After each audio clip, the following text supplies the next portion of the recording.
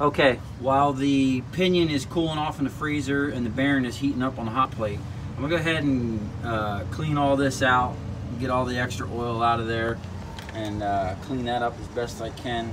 Try to get as much of that old brown murky gear oil out of there, and get this thing ready back for assembly. Okay, so you can see clear as day where the oil sat in this thing, and that this thing was getting moisture. So we're gonna go ahead and clean all this crap up.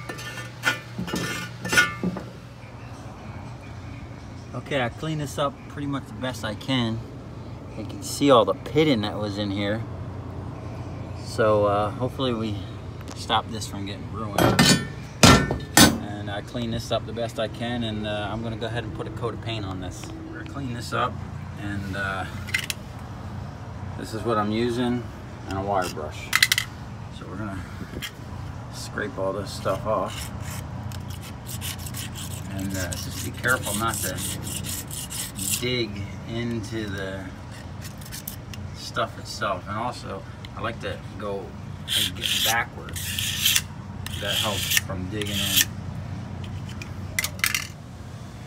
Okay, so I got it all cleaned up.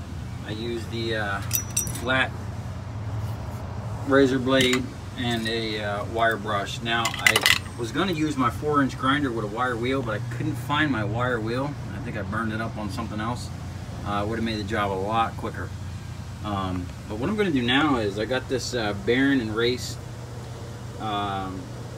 set for setting the races in, and I'm just going to go ahead and knock on these with it, because I don't know why everything loosened up like it did, but everything looks really good in here. So we're just going to go ahead and tap these, make sure they're set all the way, and then we're going to put this back together. Okay, we got the back side done. Now we're going to do the front side race, just tapping it in to make sure it's good, and then we're going to clean all this gunk up.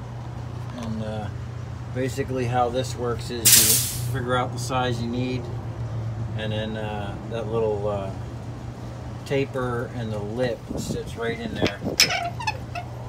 And then you just okay, we got it all cleaned up, so we'll go ahead and get the pinion and put this thing back together. Okay, we got everything cleaned up and ready to get back together. Make sure you get your right seal. Always compare it with the old. I went ahead and painted that, cleaned up all the bolts, degreased everything, get all that old stuff off of there. I didn't have to, but I painted these because I wanted to. And this thing's been freezing in the freezer. As you can see, it's a little frosty. And that one's been cooking on the hot plate. And we're going to go ahead and slap this together and see if we can't salvage this. Okay, so we're about to put the pinion seal in. And I like to thoroughly grease them up and then use a flat plate to put over top of that once you get it in there, to kind of tap it in evenly. So we're going to get that knocked in and then get the pinion tight. So I'm at the point where I need to torque down the pinion nut, and I forgot I had this book.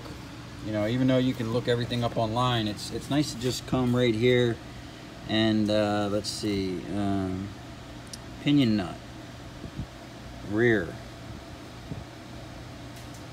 470. Wow, that's a lot of torque.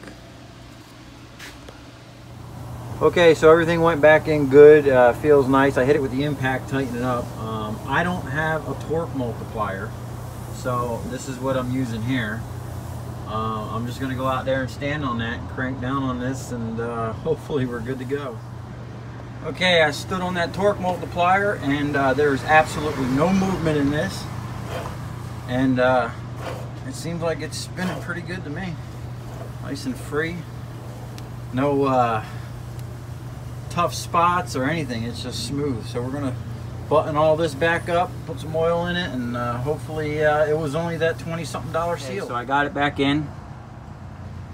Okay, I got the ring gear back in, and I don't have it torqued down yet, but everything seems like it's working pretty good. I did notice this. Slight play in between forward and reverse. Now, I don't know, the only way I can see maybe getting that play out of there is shimming this over closer to the gear. I know you're supposed to put some marking stuff on here and rotate it and see where you're at. I don't have any of that, so I just put everything back the way it was. It doesn't look like it was wearing too bad. I'm going to look into that a little more, but we're just going to go ahead and put all this back together, and hopefully it was just that pinion nut was loose or something. Okay, we got it all tightened back up. The carrier bearings on the inside were torqued down to 90 foot-pounds, and these out here were torqued to 30 foot-pounds. And make sure that you put these plates back on if you do this job. It's very important if you ever have to buy the gears and all that stuff in there. So we're going to let this set up a little bit. I'm going to go ahead and put the drive shaft back on, and then put some gear oil in it and take it for a drive. Button back up. I torqued these down to 26 pounds. That's what my Haynes manual said. And everything seems pretty good now. I mean, there is no give in that whatsoever. And feels good.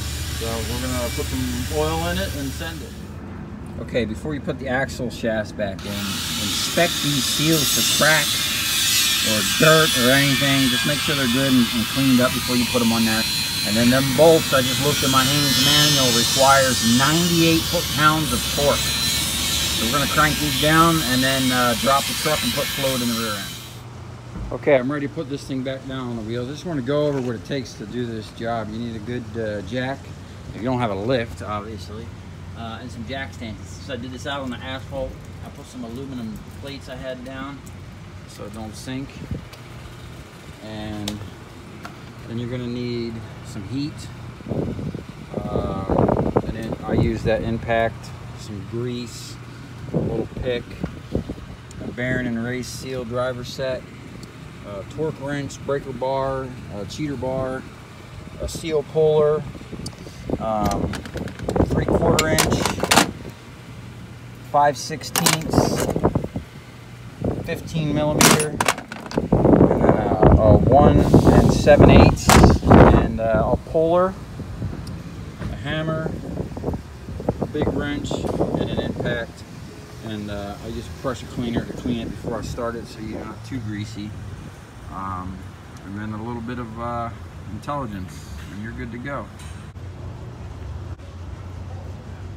Okay, everything's all back together. I took it for a test drive. Got no leaks. In reverse, turning sharp, there is still some clicking noise, but I'm pretty sure that's the differential. I'm going to run this for about a day, maybe 2 days, and then I'm going to drain the oil and put a friction modifier in there. And hopefully this thing's good to go.